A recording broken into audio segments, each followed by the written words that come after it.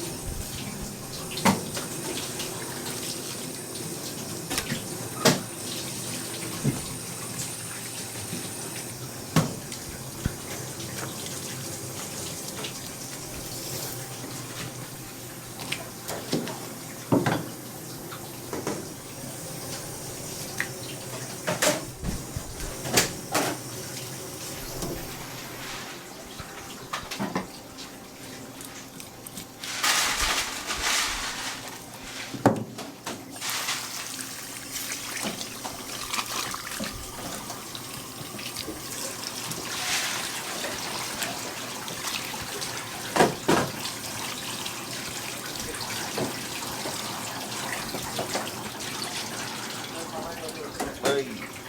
本当はこの時期はもっとこの白子も前回よりちょっと大きくなってますけど、本来は真冬はもっとふっくらして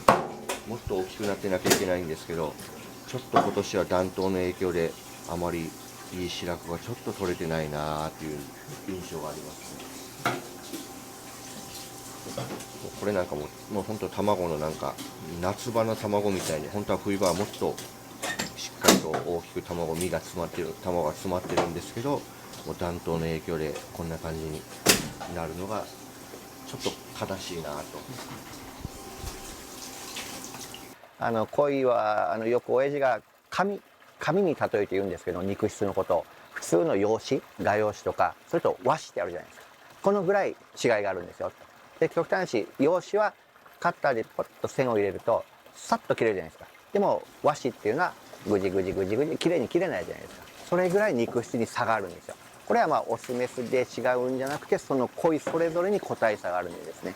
オスでも包丁が入りやすい、メスでも包丁が入りにくいとか、そういうのがあるんで、そういったところとか、あと川魚なんでどうしても小骨が多いんですね。でこの小骨をしっかりと断ち切る。でこの小骨が多い鯉少ない鯉またあるんで、そういったところを自分で見て指で触ってみて、あ、これは肉質が和紙に近い鯉だなとか、あ、これは小骨が結構多そうだなとか、それによって厚みも微妙に変えて、なおかつ包丁を入れる角度、これも変えていくんです。それによって包丁をしっかりと骨を断ち切っていきながら、また洗いにした時に薄すぎてもいけないし、厚すぎてもいけないんですね。薄すぎるとせっかくのお味っていうのが洗い落としてる間に流れちゃうんで、かといって厚すぎるとさっき言ったように小骨が多い鯉だと、お客様が口に入れた時になんとなくこう違和感あるな、美味しくないなっていう風な話になるんで、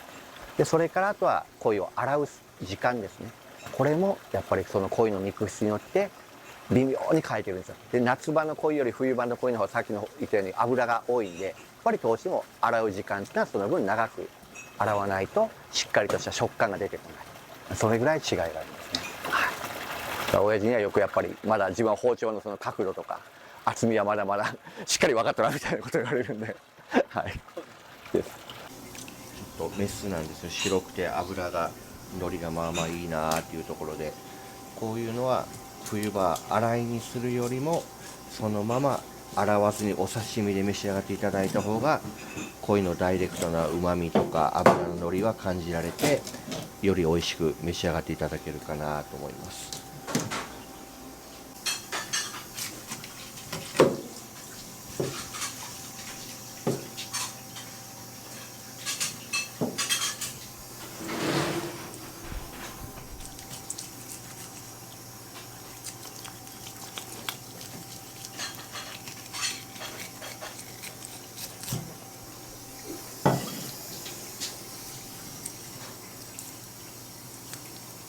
すごく硬いですからね、これは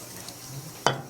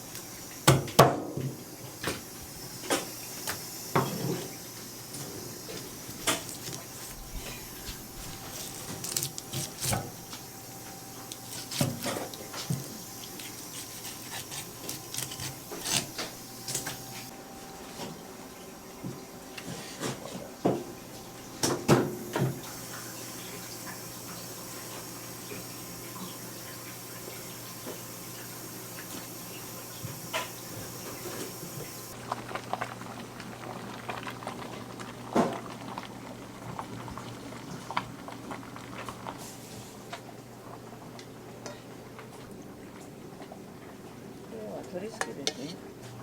私は親父が家内製工業って何でももう母がいるから家内製でこういう味が全部決めてんだって。そんな。奥様がいるから成り立ってるんですね。そうなんですかね。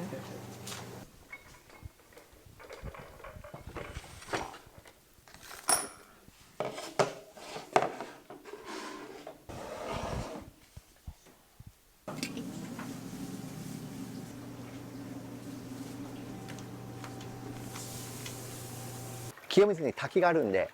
どうしても鯉っていうのは夏の食べ物でしょっていうような印象を持たれる方がすごい多いんですよ。でこれ我々もいけないんですけど、もうほんの10年前ぐらいまで旬は冬ですよ、冬の鯉が美味しいですよっていうのを全然告知してなかったんですよ。だからお客さんも夏だけ食べるみたいな感じだったんですよ。で冬の鯉を実際食べていただくと、あ、全然違うねと。で地元の方たちもそれを知らなかったんで、もう我々告知をしてないんで、やっぱ食べられた方がなんでこうやってもっと早く教えてくれるのみたいな感じになってですね、それだけ冬の鯉っていうのは美味しいですよ。寒鯉っていうのはですね、季語にも使われるぐらい、俳句の季語に使われるぐらい昔は寒鯉って言葉は定着してたんでですね、やっぱりそれはもう一回ちゃんとお客様に伝えていかないかなっていうところがあるかなと。はい。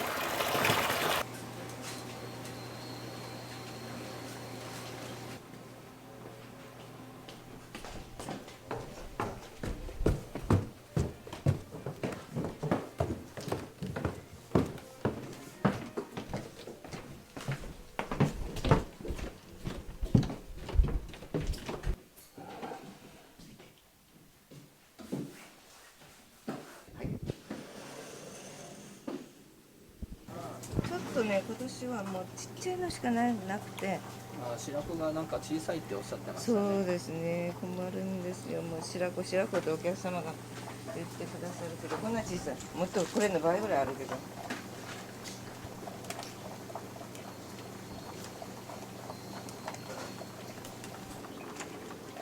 ぱり白子を求めていらっしゃるうん、方多いこの寒鯉の時はね、特に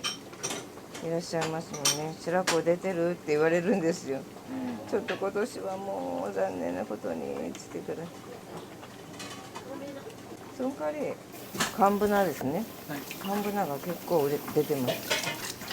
冬は冬の良さがあって、船は船の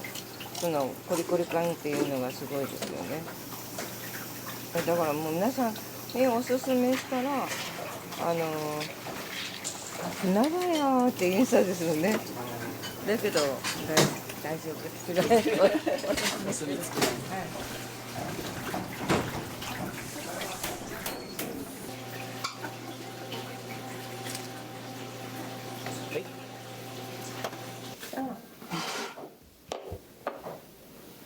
お醤油にこちらが薬味をですね。こちらが柚子胡椒になってます。こちらが生姜になってますので、でこちらの方甘酢になってます。甘酢。えおお。両方で食べてみてください。甘酢をつけて食べてもいいし、醤油そうですね。お醤油と、柚子胡椒か生姜ですね。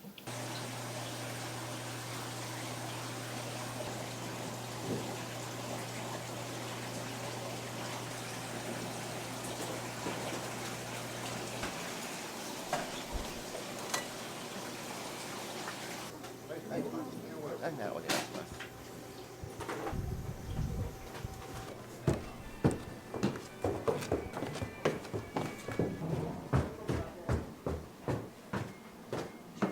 失礼します。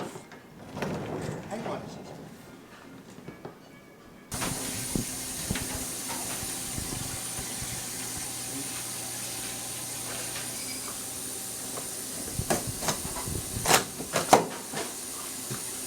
こういう頭を割る機会もあるんですああ、この辺は包丁でこ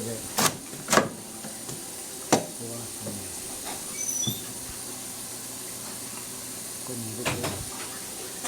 頭をこうしてこうしてただもうこうしてたら疲れるけんねそれを和食では貝の頭なんか叩くのに使うんですね。これを使って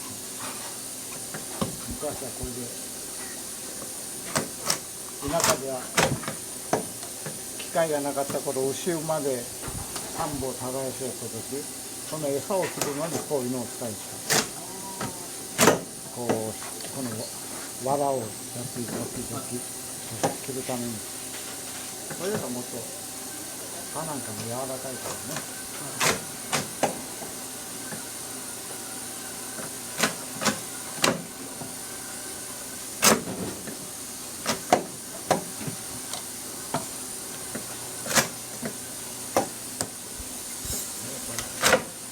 指ぐらい一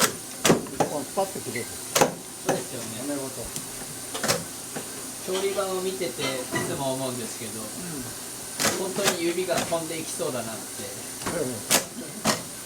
結構鯉の料理って豪快じゃないですか。そうね、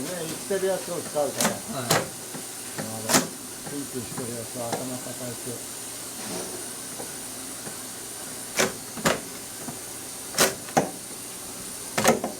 和食料理ほど上品じゃない。